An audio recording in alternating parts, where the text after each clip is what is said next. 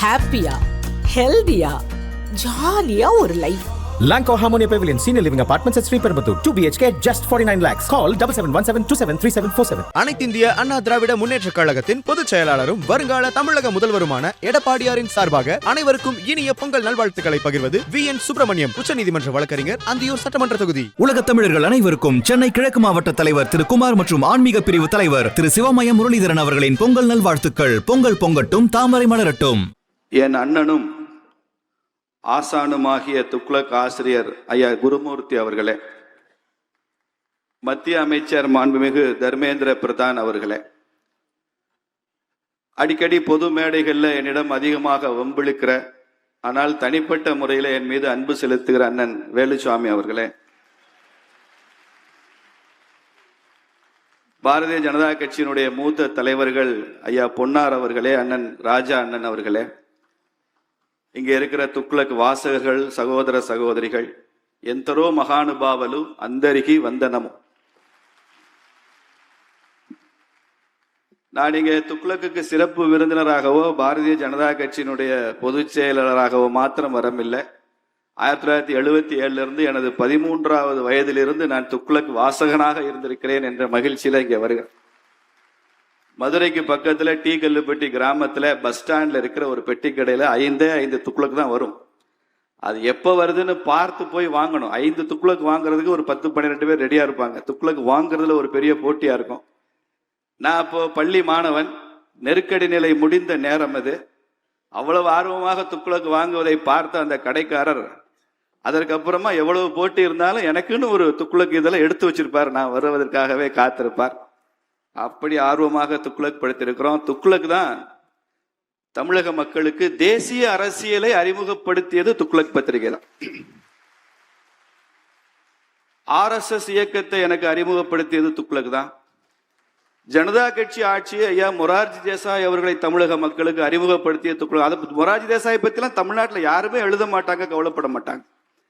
வாஜ்பாய், அத்வானி மாதிரி மகத்தான தலைவர்களை தமிழக மக்களுக்கு அறிமுகப்படுத்தியது 1980களிலே துக்ளக் பத்திரிகை தான் அறிமுகப்படுத்தியது. சந்திரசேகர் அவர்களை அறிமுகப்படுத்தியது.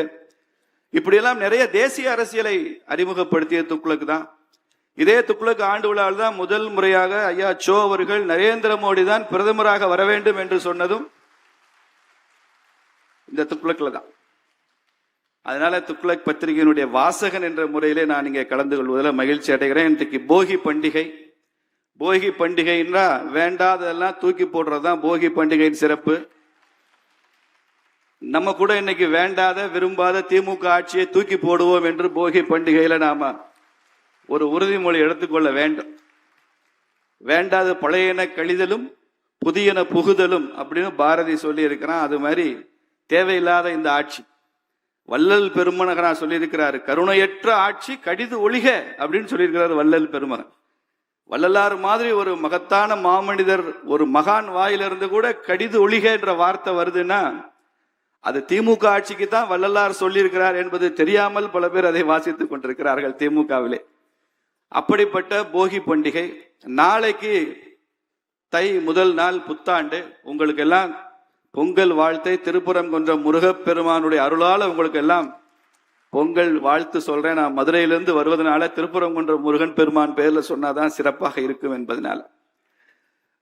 நண்பர்களே, இன்னைக்கு இந்தியாவில் பல கட்சிகள் இருந்தால் கூட 2 மாநில கட்சிகள் மாத்திரம்தான் 75 ஆண்டுகளாக இன்னும் ரெலவெண்டா இருக்கு. ஏதோ ஒரு வகையில அந்த கட்சிகள் இன்னும் ஆட்சியில் இருக்கிறது, செல்வாக்கில் இருக்கிறது.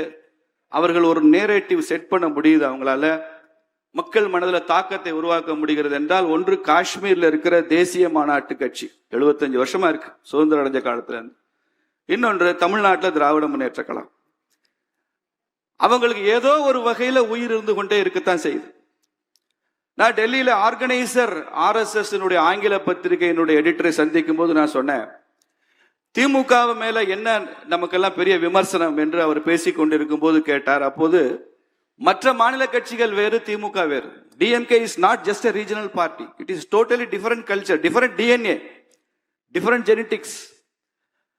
திமுக என்பது இந்திய எதிர்ப்பில் உருவான ஒரு கட்சி. அதனுடைய டிஎன்ஏலே இந்திய எதிர்ப்பு இருக்கு. அவனால் அந்த தேசத்தை, தேச ஒருமைப்பாட்டை, தேசியத்தை நிபந்தனையற்று ஏற்றுக்கொள்ள முடியாத கட்சி திமுக. ஏவா வேலுன்னு ஒரு அமைச்சர் சொன்னார்ல, இந்தியாவா அது எங்க இருக்கு, எங்களுக்கு திராவிடம் தானே தெரியும்னு தமிழ்நாட்டில் ஒரு அமைச்சர் பேசினார். இந்தியா என்ன எங்க இருக்குன்னு கேட்டார். மறுநாள் ஒரு வாரம் கழிச்சு இன்கம் டாக்ஸ் ரெய்டு வந்தது. அப்ப சொன்னார், இந்திய அரசு இப்படி செய்யலாமான்னு கேட்டார். ஒரு ரெய்டு வந்தோடனே இந்திய அரசு எங்கே இருக்கிறது என்று அவருக்கு தெரிகிறது. அது வரைக்கும் இந்தியான்னா தெரியல, இத்தனை வருஷம் அரசியல் அவருக்கு தெரியவில்லை. இந்திய எதிர்ப்பு அவர்கள் ரத்தத்துல ஊறி போயிருக்கு. இந்தியாவுக்கு சுதந்திரம் வேண்டாம் என்று சொன்னவர்கள் அந்த கட்சியினுடைய முன்னோர்கள். அப்படியே கொடுத்தாலும் எங்களுக்கு திராவிடஸ்தான் என்று தனியாக இருக்க வேண்டும் என்று முழங்கியவர்கள். நம்ம நாட்டுக்கு 1947 ஆகஸ்ட் 15 சுதந்திரம் வந்த போது விடுதலை நாளை துக்க தினமாக, கருப்பு தினமாக கொண்டாட வேண்டும் என்று சொன்னவர்கள். இப்படி இந்த தேசத்திற்கு எதிராக சிந்திக்கிற மரபு, பழக்கம், டிஎன்ஏ அந்த கட்சியில இருக்கு. இது மற்ற மாநிலங்களில் இருக்கிற கட்சிகளுக்கு அப்படி இல்லை. பக்கத்து மாநிலங்கள் இருக்கிற கட்சிகளும் அப்படி கிடையாது. இயற்கையிலேயே அவர்கள் கடவுளுக்கு எதிரான கொள்கை, தெய்வ நிந்தனை செய்கிற கட்சியாக இருக்கிறது. ஈவேரா சேலத்தில் ராமர் சிலை எப்படியெல்லாம் ராமர் படத்தை அவமானப்படுத்தினார் என்பது தெரியும். ஐயா வீரமணி அவர்கள் கூட ஒரு முறை குறிப்பிட்டார், நாங்கள் ராமனுக்கு செருப்பு மாலை அணிந்த பிறகு திமுக மறுபடியும் ஆட்சிக்கு வந்தது அப்படின்னு சொன்னார். அப்படி இல்லைங்க, நீங்க ராமருக்கு செருப்பு மாலை போட்டதுக்கு அப்புறம் தான் தமிழ்நாட்டில் ராமச்சந்திரன் ஒருத்தர் முதலமைச்சரானார், எம்ஜி ராமச்சந்திரன். ராமன் எப்படி பழி வாங்குவார்? ஒரு விநாயகரை ஈவேரா உடைத்த பிறகுதான் இன்னைக்கு தமிழ்நாடு முழுக்க 1,00,000 விநாயகர்களாக இன்னைக்கு ஊர்வலம் போய் கொண்டிருக்கிறோம். தமிழ்நாடு முழுக்க தெய்வ நிந்தனை செய்கிற கட்சியாக இருக்கு. கனிமொழி அக்கா பேசுறாங்க, திருப்பதி வெங்கடாஜலபதி சக்தி வாய்ந்த கடவுள் என்றால் அந்த உண்டியலுக்கு ஏன் போலீஸ் பாதுகாப்பு கொடுக்குறாங்கன்னு கேட்கிறாரு. நாமெல்லாம் போனா வெங்கடாஜலபதி தான் தெரிகிறாரு, கனிமொழி அக்காவுக்கு உண்டியல் தான் தெரியுது. அப்ப கூட நாம சொன்னோம், இப்பெல்லாம் திமுக காரன் நிறைய பேர் கோயிலுக்கு போறாங்க, அதனால உண்டியலுக்கு போலீஸ் பாதுகாப்பு போட வேண்டியிருக்கு. நீங்க கோயிலுக்கு போறதுனால அந்த அவசியம் வருகிறது. இப்படி கடவுளுக்கு எதிராக, இந்து தர்மத்திற்கு எதிராக, இந்துவுக்கு எதிரான கட்சி திராவிட முன்னேற்ற கழகம். அதை அவர்கள் வெட்கப்படுவதில்லை, கூச்சப்படுவதில்லை, வெளிப்படையாகவே சொல்றாங்க. Anti Hindu, anti God, anti India DMK. Raman எந்த கல்லூரியில இன்ஜினியரிங் படிச்சான்னு கேட்டாரு. ஹிந்துன்னா திருடன்னு சொன்னாரு திராவிட முன்னேற்ற கழக தலைவர். இப்போ துணை முதலமைச்சர் ஒருத்தர் வந்திருக்கிறாரு, சனாதனத்தை ஒழிக்கணும் அப்படின்னு சொல்றாரு. சனாதனம்னா அது டெங்குவான், சனாதனம்னா அது மலேரியாவா, சனாதனா அது காலராவா. நான் கூட யோசிச்சு பண்ணி பார்த்தேன், ஒவ்வொரு அப்ரிவேஷனா போட்டு பார்த்தேன். டெங்குல முதல் எழுத்து டின்னு வருது, மலேரியால முதல் எழுத்து எம்னு வருது, காலரால சியும் போடலாம், கே போட்டாலும் காலரான்னு சொல்லலாம். டிஎம்கே தானப்பா வருது, இதுல என்ன சனாதனம் எங்கேருந்து வருது? டெங்கு, மலேரியா, காலரெல்லாம் டிஎம்கே தானே சொல்லி இருக்கிறாரு என்றுதான் நமக்கு பொருள் புரிகிறது. ஆனால் இன்னைக்கு அவர் கோர்ட்டுக்கு அலைஞ்சிட்டு இருக்கிறாரு, வழக்கு நடந்து கொண்டிருக்கிறது. எப்படிப்பட்ட ஒரு அரசியலை முன்னெடுக்கிறாங்க பார்க்க. இவங்க பொருளாதாரம் பற்றி பேசுவதில்லை, வேலை வாய்ப்பை பற்றி பேசுவதில்லை. இன்னைக்கு தமிழ்நாட்டில் போதைப் பொருள் இல்லைன்னு, போதை பொருள் நடமாட்டமே இல்லைன்னு ஒரு அமைச்சர் சர்டிபிகேட் தர்றாரு.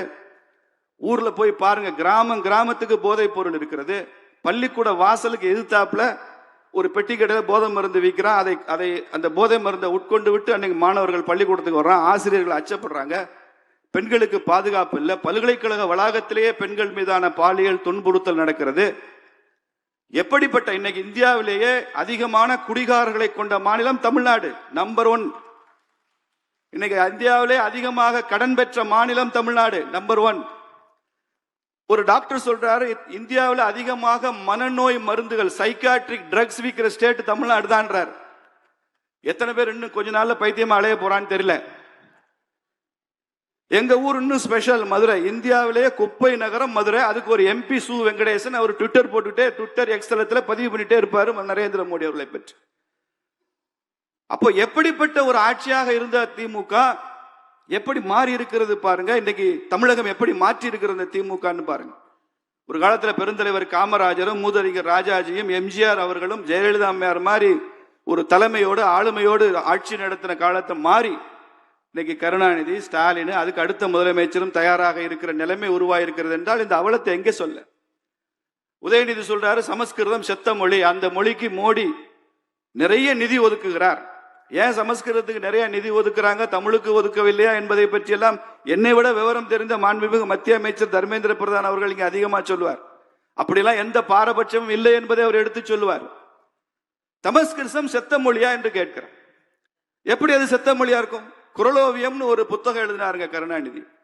அந்த குறளோவியம் புத்தகத்தை கியாபே விஸ்வநாதம் அவருடைய உறவினரை அழைத்து, அவர் ஒரு சமஸ்கிருத அறிஞர் அழைத்து, இந்த குறளோவியத்தை நீ சமஸ்கிருதத்தில் மொழிபெயர்த்து கொடுன்னு சொல்லி அந்த புத்தகத்துக்கு முன்னுரையும் கலைஞரே எழுதியிருக்கிறார். செத்த மொழியில ஏன் புத்தகம் வர வேண்டும் என்று உங்க தாத்தா விரும்பினார்னு கேட்டோம்.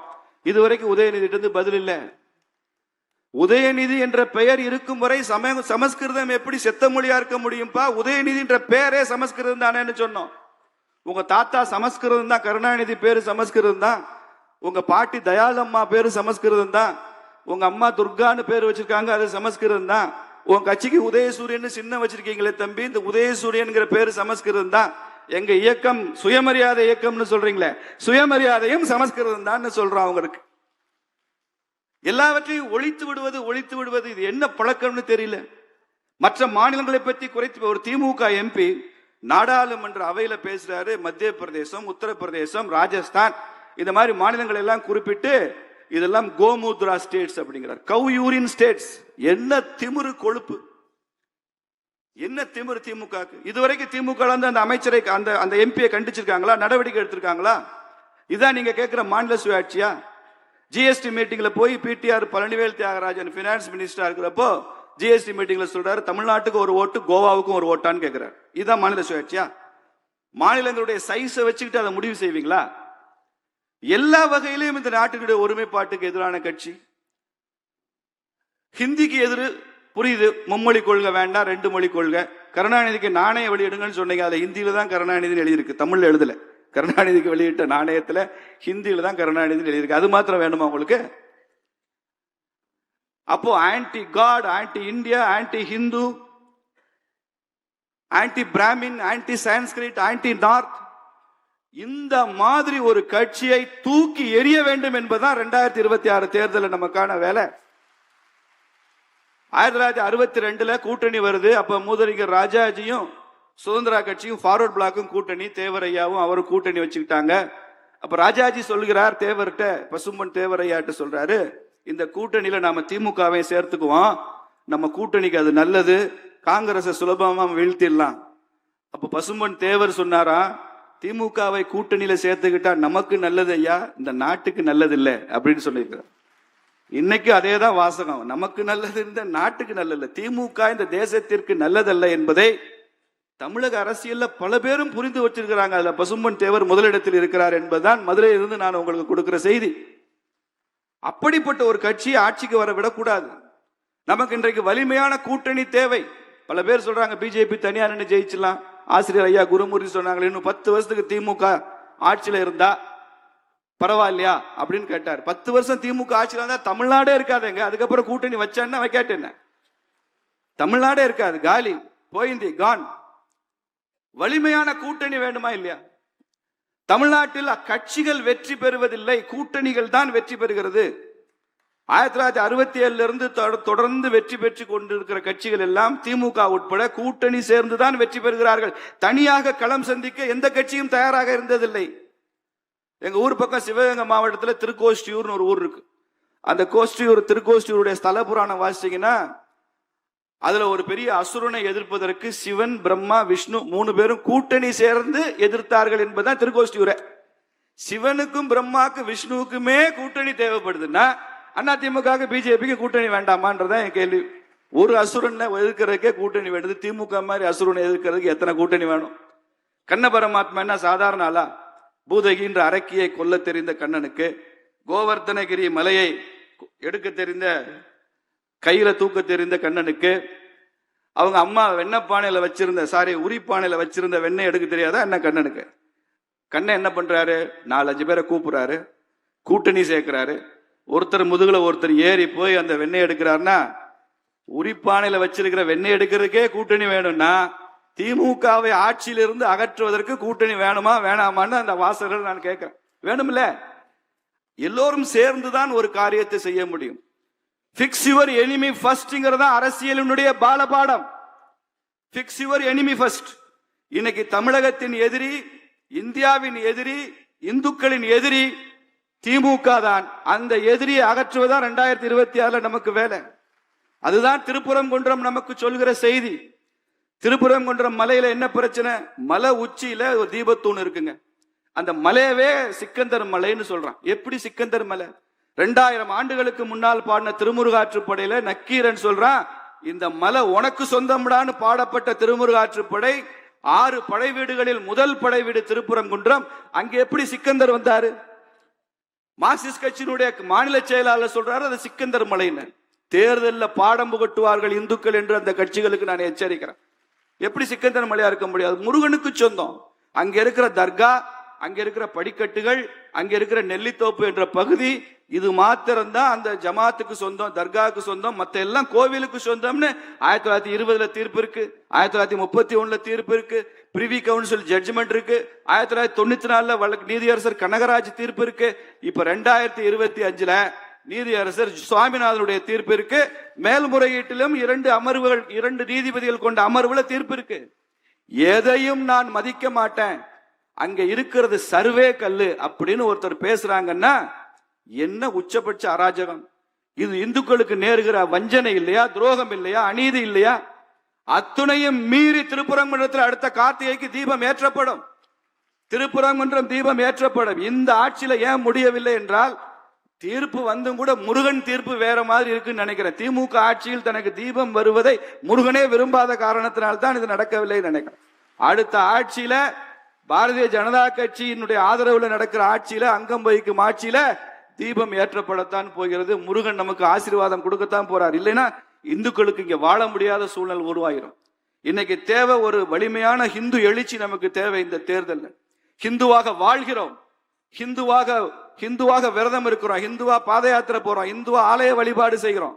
இதெல்லாம் எவ்வளவு முக்கியமோ அதற்கு சற்றும் குறையாத முக்கியம் ஹிந்துவாக நீங்கள் வாக்களிக்க வேண்டும் என்பது அதை விட அதிக முக்கியம். ஹிந்துவாக வாழ்வோம், இந்துவாக வாக்களிப்போம் என்பதையும் இந்த தேர்தல் நாம காமிக்கணும். ஒரு ஒன்றுபட்ட ஹிந்து வாக்கு வங்கியை நாம் உருவாக்கி 26 தேர்தலில் திமுகவை வீட்டுக்கு அனுப்புவோம்.